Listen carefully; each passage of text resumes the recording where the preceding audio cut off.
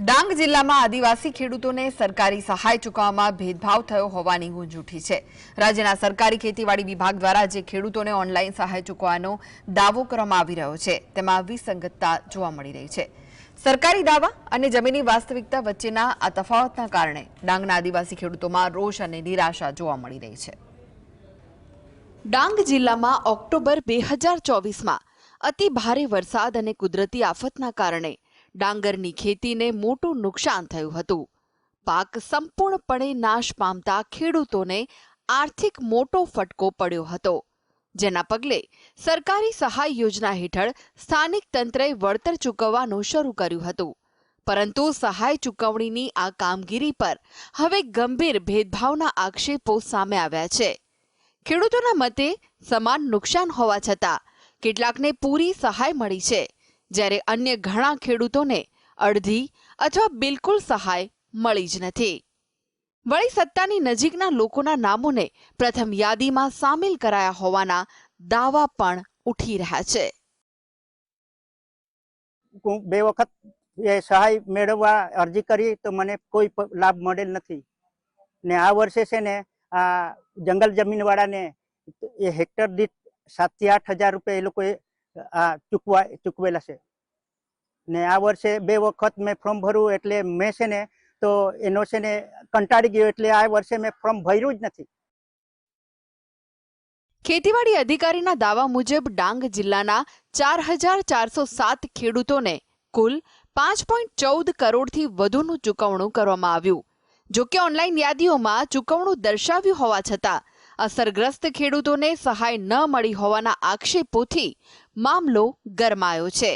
ઘણા ખેડૂતો માટે ઓનલાઈન ચૂકવણું માત્ર કાગળ પર જ રહેવા પામ્યું છે। ગત સાલના ઓક્ટોબર માસમાં કમોસમી વરસાદને કારણે ખેડૂતોને ડાંગર પાકમાં ખૂબ નુકસાન થયેલું છે, જેના વળતર પેટે SDRF અને સ્ટેટના બજેટ હેઠળ કુલ અંકે રકમ 5,14,37,088 રૂપિયાનું ચૂકવણું સુબીર, આહવા અને ભગાઈ તાલુકાના ખેડૂતોને ચૂકવણું કરવામાં આવેલ છે। ખેડૂતોની ફરિયાદ છે કે ગત વર્ષની નુકસાનીની અરજીઓ છતાં પણ હજુ સુધી તેમને સરકારી વળતર ચૂકવાયું નથી। આનાથી તંત્રની નિષ્પક્ષતા પર સવાલો ઊભા થયા છે। જો તાત્કાલિક તપાસ કરીને યોગ્ય પગલાં લેવામાં નહીં આવે તો ખેડૂતોમાં ઉગ્ર રોષ ફાટી નીકળવાની શક્યતા છે।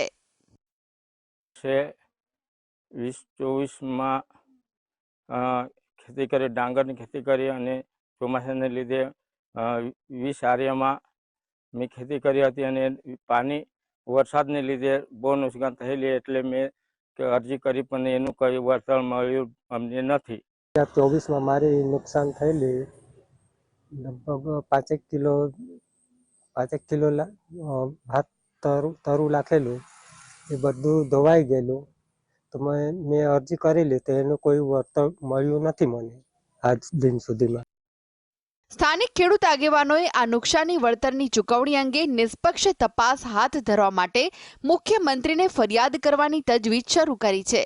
ખેડૂતોની માંગ છે કે સરકારે વિશેષ તપાસ સમિતિ બનાવીને ભેદભાવનો અંત લાવવો જોઈએ અને દરેક અસરગ્રસ્ત ખેડૂતને યોગ્ય વળતર મળે તે સુનિશ્ચિત કરવું જોઈએ। તો તેમ છતાંય હજુ સુધી ખેડૂતોના હવે કોઈ પણ કમોસમી વરસાદ હોય કે વાવાઝોડું હોય તો કોઈ પણ 3-4 પરિવાર પર આવે નહીં, આખા ગામમાં અને આખા વિસ્તારમાં એની અસર થાય। પરંતુ ક્યાંક ને ક્યાંક આ યોજના જે છે, જે કાર્યકર્તા અમુક જે સરકારશ્રી તરફના જે ભાજપના અમુક નેતાઓ છે એમના પરિવારોને આ યોજના સીમિત થઈ ગઈ છે। ત્યારે આજે પણ ખરેખર ખેડૂતોને પાકનું નુકસાનનું વળતર મળ્યું નથી। કારણ એક જ છે કે મળતા જે અધિકારીઓ છે એના અંદર જે વિસ્તરણ અધિકારીઓ છે, એના નીચેના અધિકારીઓ છે, એ પોતાના મેલી ભગતથી પોતાના રાજકીય જે માણસો છે, કાર્યકરો છે, એમને જ લાભ આપવા માટેની કોશિશ કરી રહ્યા છે અને ગરીબ અને વંચિત જે ખરેખર જેનું પાકનું નુકસાન થયું છે એને આ લાભ મળ્યો નથી। ડાંગમાં ગત ઓક્ટોબરના વરસાદે ડાંગરના પાકને તો ધોઈ નાખ્યો, પણ હવે તંત્રની સેવાએ ખેડૂતોની આશા પર પાણી ફેરવી દીધું છે।